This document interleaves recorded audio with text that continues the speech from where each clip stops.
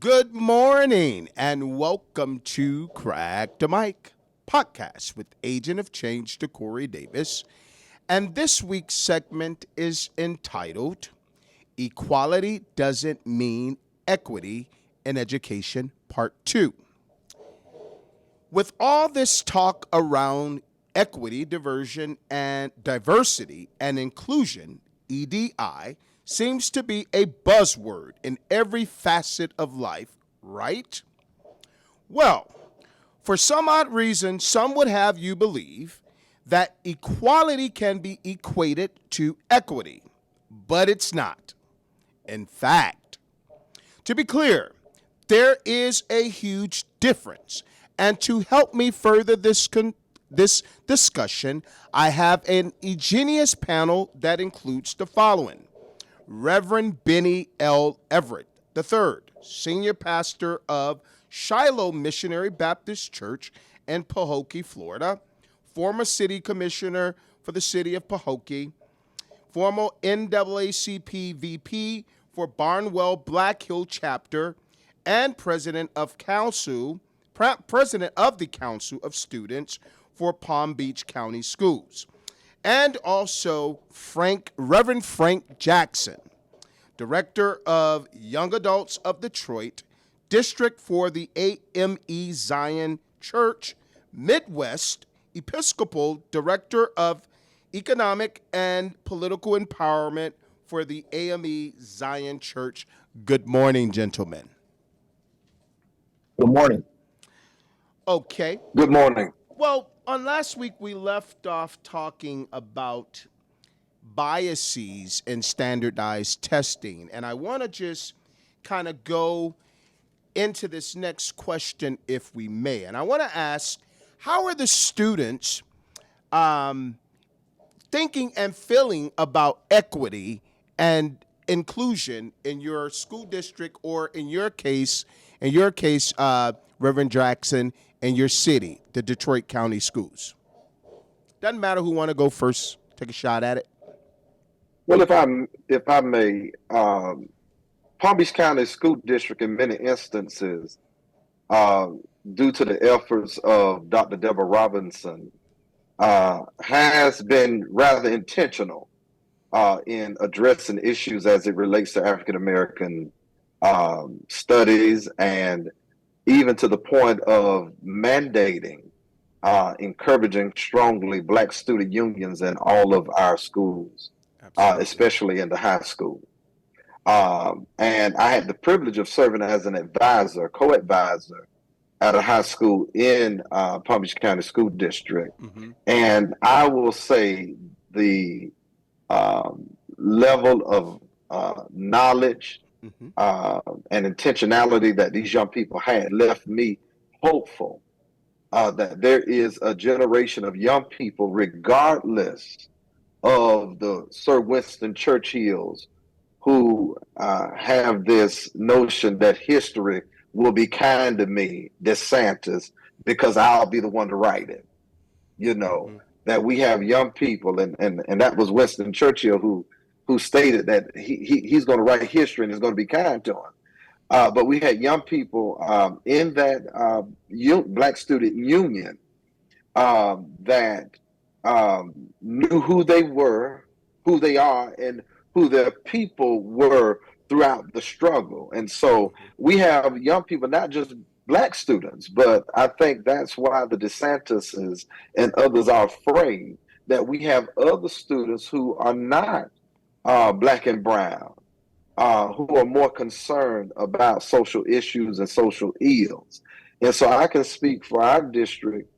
We do have a percentage or a good group of students that are concerned with diversity, equity, and inclusion, because when you look at the numbers, our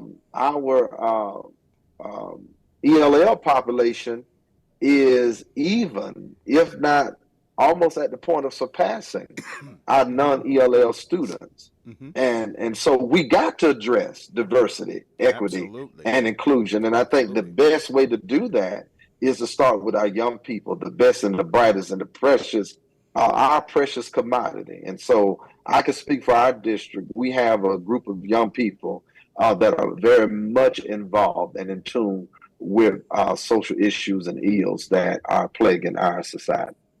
Absolutely. I want to thank you for those very kind words that you spoke on behalf of Palm Beach County Schools. All right. You want to go ahead and share your thoughts, Reverend Jackson, please? Yes, in Detroit, we have a unique situation. We have the largest Middle Eastern population outside of the Middle East here in Detroit. We also have a well-rooted Hispanic population in Detroit as well. And then, as everyone knows, Detroit one of the, if not the largest, one of the largest black populated cities in Detroit. I think there's over 78% black in the city of Detroit inside the city limits. And inequality, or excuse me, and inequity still exists. It exists because we don't listen to the students. And so when you think of inequity in our schools, despite decades of research that has shown the students talk not only matters, but also the student that is learning and who does the learning in the classroom matters as well. Opportunities to engage students in the classroom conversation are even more important for our multilingual learners inside the city. Absolutely. Children have persistently experienced poverty and continue poverty because we don't address that inequity in our schools. And so, in order to invoke that change, in order for us to have that inclusion, equity, and Hmm. inclusion in our schools, we Hmm. have to think about this melting pot we call the United States and how Absolutely. it Absolutely. affects our learners.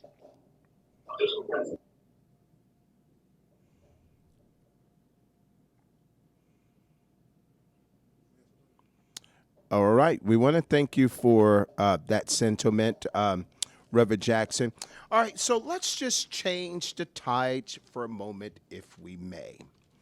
Now, the COVID-19 pandemic has exposed and exacerbated the already existing social structural, and spatial inequalities, disrupted the routines of everyday life and affected the well being of individuals, families, communities, with significant impact on physical, mental health, jobs, and education.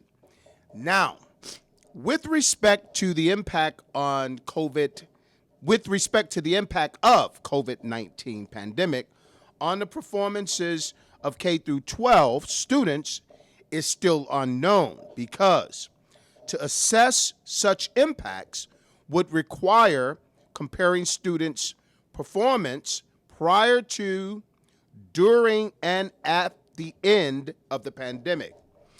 Nonetheless, Cofield and colleagues 2020 projected that students in grade 3 through 8 would start school in the fall 2020 at 63 to 68% in reading proficiency, that is, 37 to 50% in mathematics, relative to gains in an expected typical school year.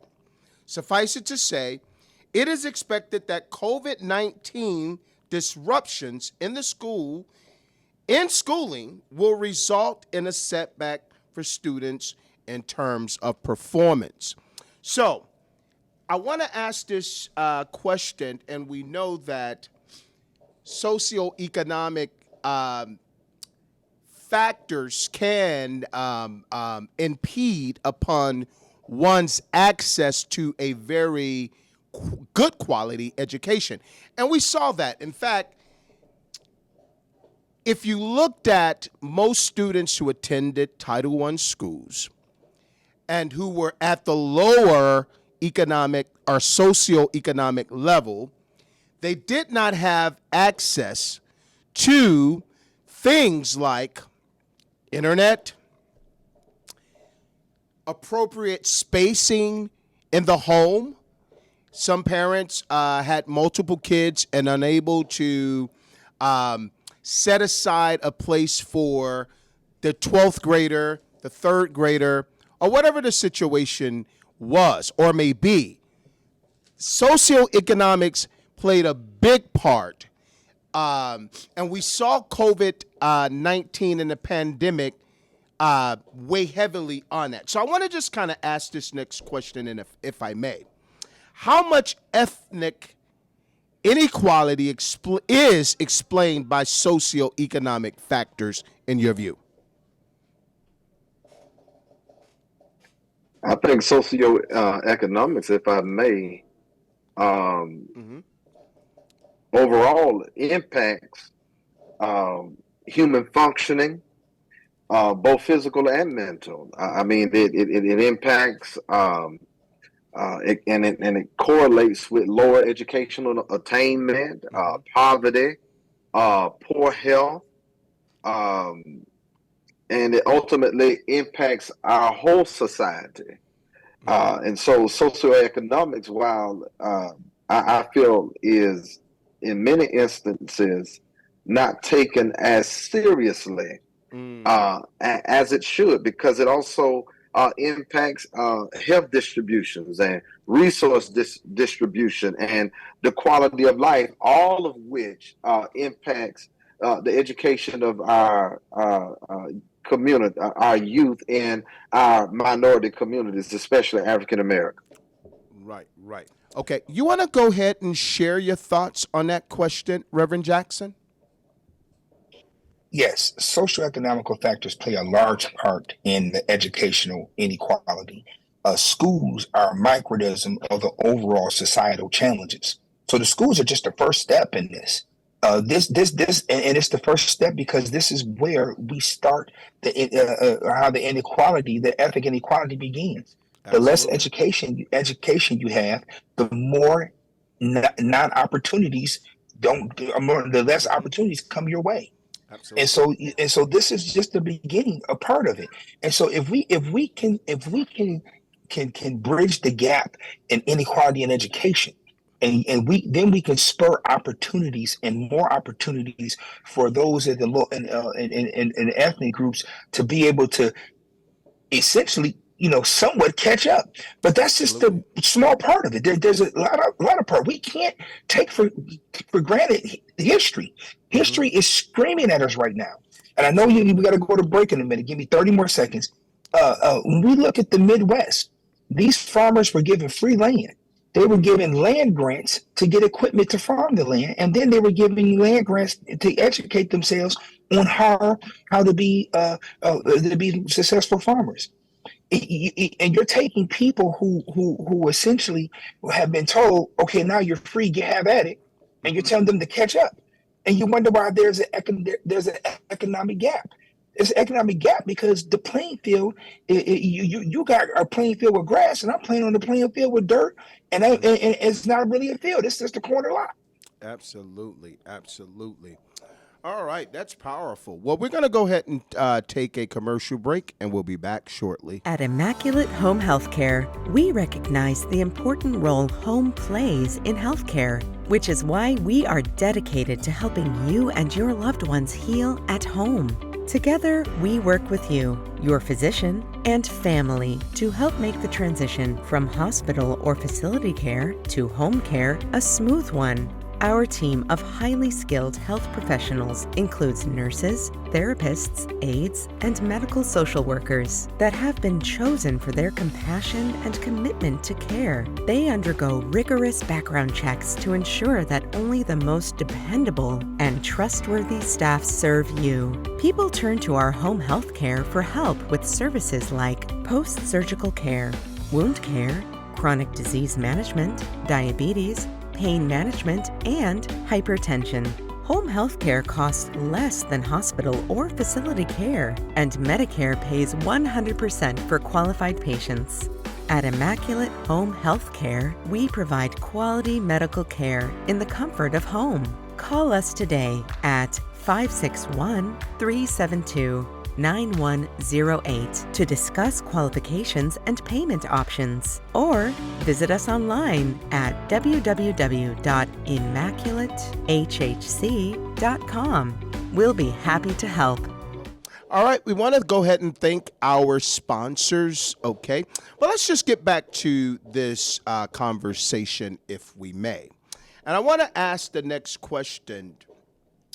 How big of a role does one's socioeconomic status play in their ability to matriculate through the halls of academia? You want to go ahead and share your thoughts on that, Reverend Bennett?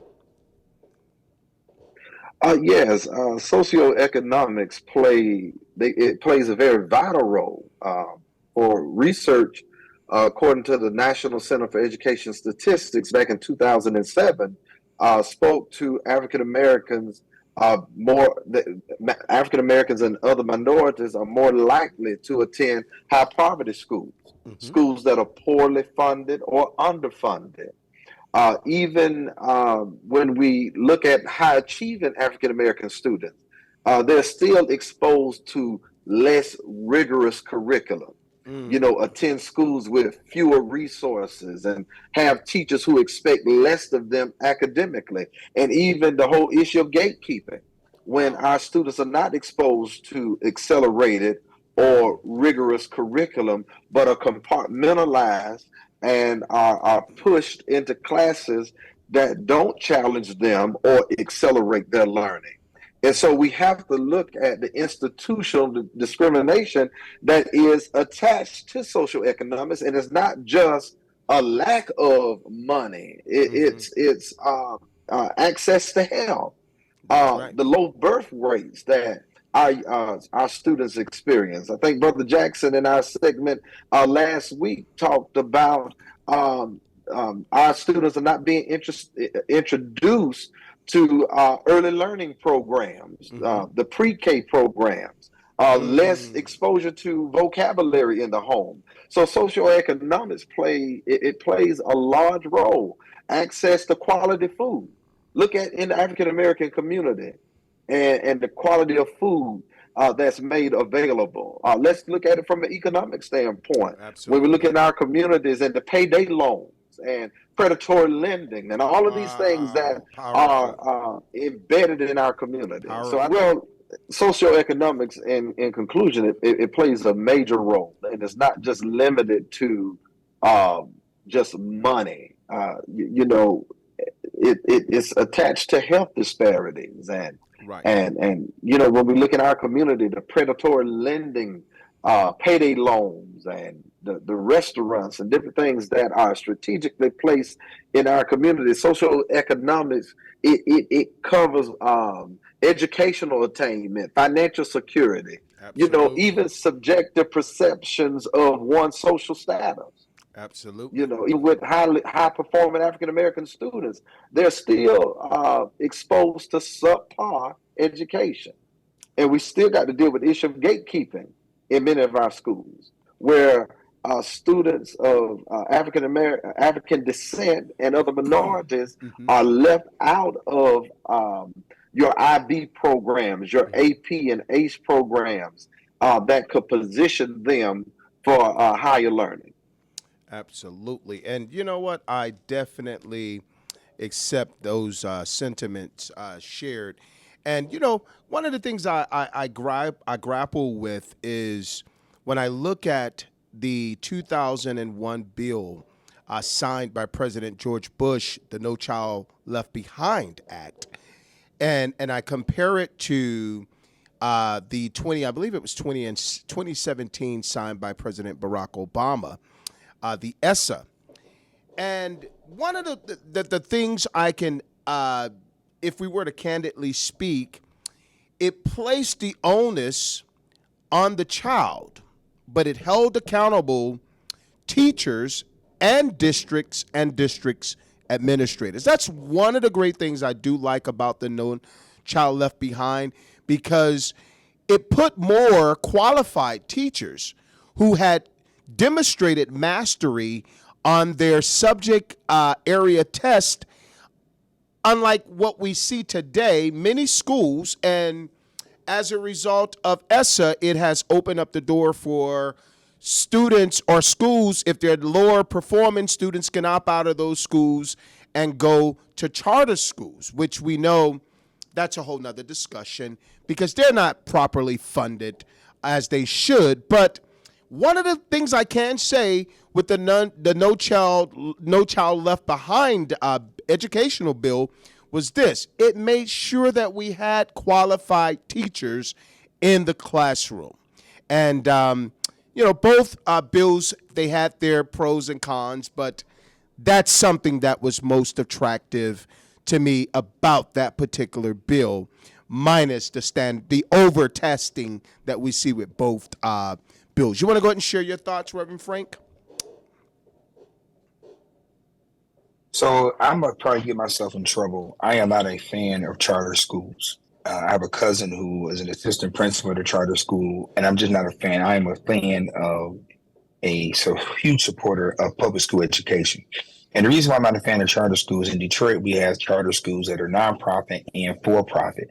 Well, if you're a for-profit charter school, you're going to take that money that the state gave and you're going to do your best to, even if you're a nonprofit charter school, you're going to try to make sure you can stretch that dollar as far as you can.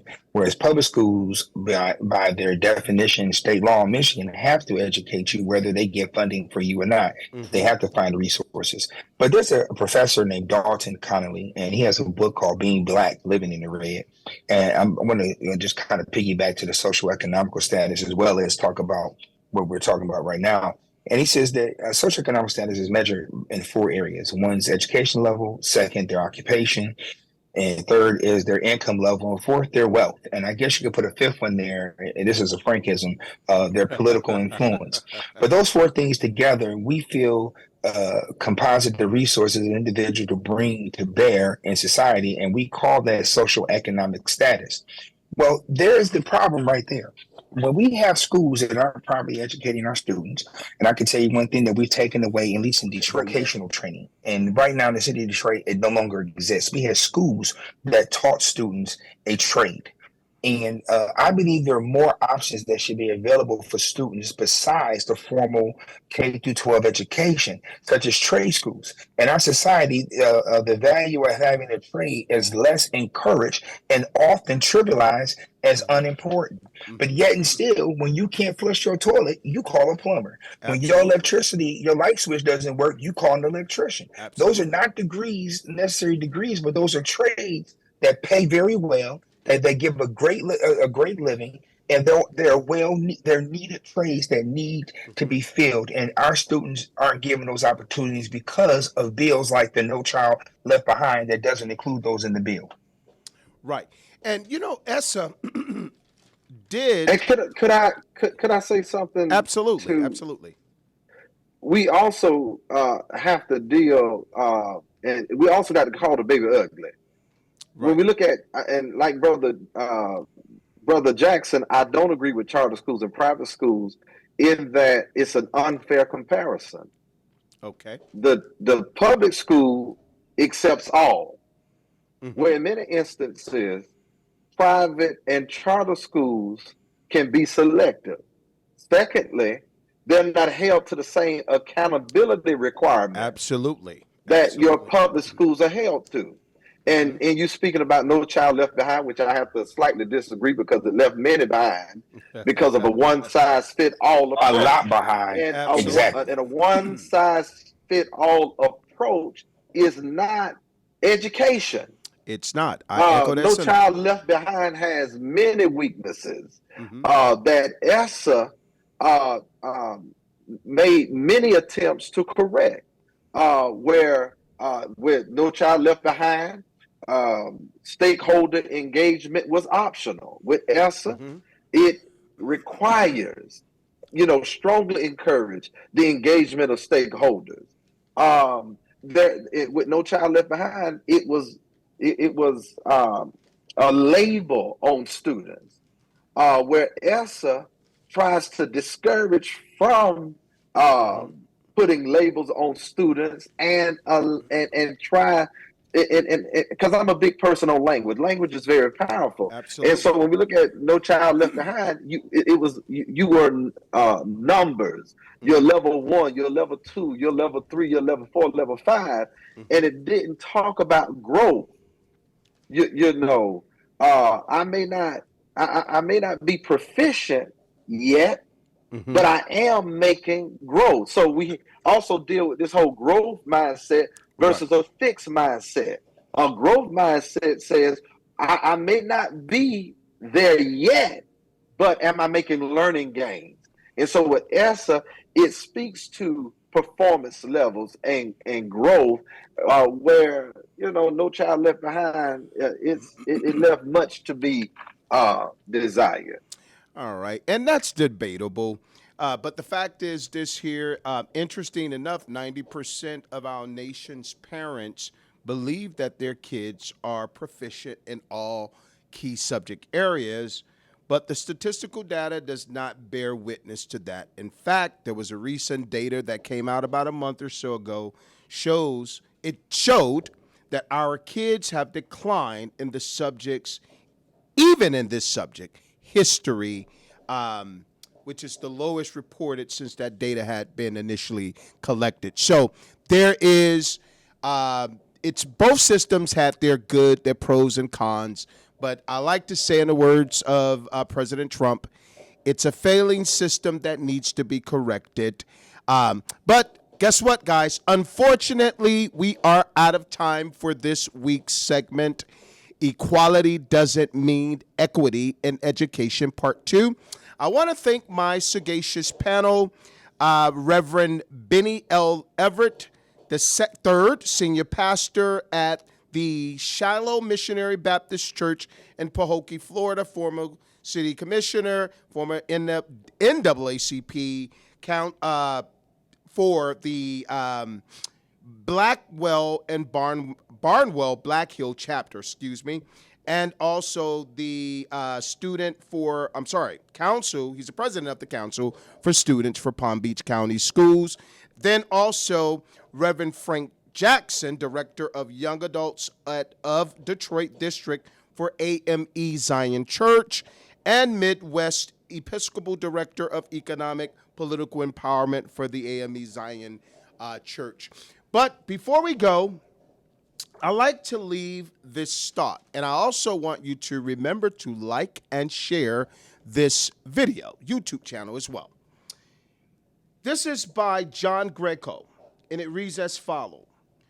We will know that inclusive education has really become embedded in our culture when the term become obsolete. Again, this is your agent of change signing off with this week's segment, Equality Doesn't Mean Equity, Education Part 2 on Crack the Mic. Peace. Me and old Hal have been together for a long time. Recently, I realized that I could use some help with basic everyday tasks, but Hal depends on me, and I'm not going to leave him. I don't have to. Yes, that was good news, wasn't it, Hal? Immaculate Home Health Care can give you the help you need so you can stay safely and comfortably at home from a few hours a day to round the clock. Call today for your consultation. 561-372-9108. 561-372-9108. Online at ImmaculateHHC.com.